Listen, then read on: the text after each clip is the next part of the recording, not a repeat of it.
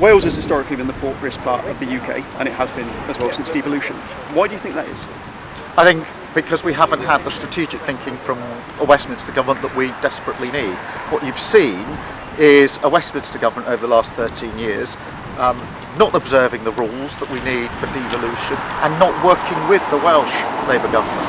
If we were privileged enough to come into power and there was a Labour government in Westminster, we would coordinate, we would work with, and that would have huge benefits. I'll give you two short examples. When we announced a plan recently to drive down waiting lists in England, that had consequentials for Wales. The Welsh government were able to pick that up and say they would do the same. This morning we've been talking about the future of steel, hugely important for Wales. We need to protect the jobs that we've got and transition to the jobs of the future. That will only happen if we have a UK-wide strategy for the future of steel and industrial strategy. So this will be a completely different way of working, which will massively benefit Wales, but also benefit the whole of the United Kingdom. Okay. Is the UK, in your view, a family of nations, or is it a single nation? It is a union of four nations working together.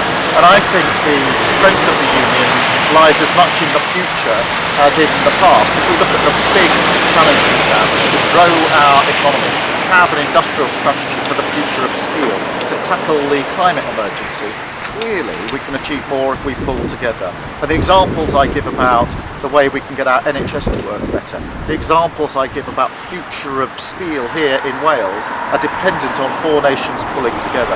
So yes, we have the history, very important, but I think that we also have the challenges of the future, which if we rise to those challenges, become real opportunities that we can take together.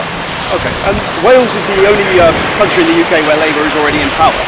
Why didn't you mention Wales during your conference speech?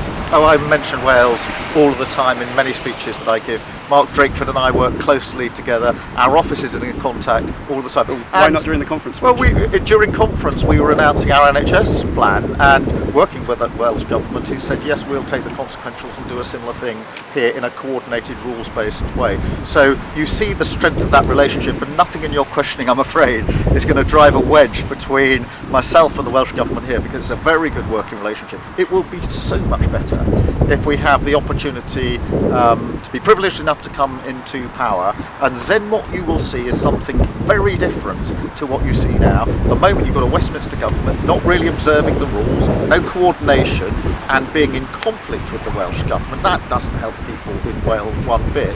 What you'll get from an incoming Labour government is coordination, observance of the rules, a working strategically together, and that will help us enormously, not just on health, not just on steel, but on all the things that matter so much to people here in Wales.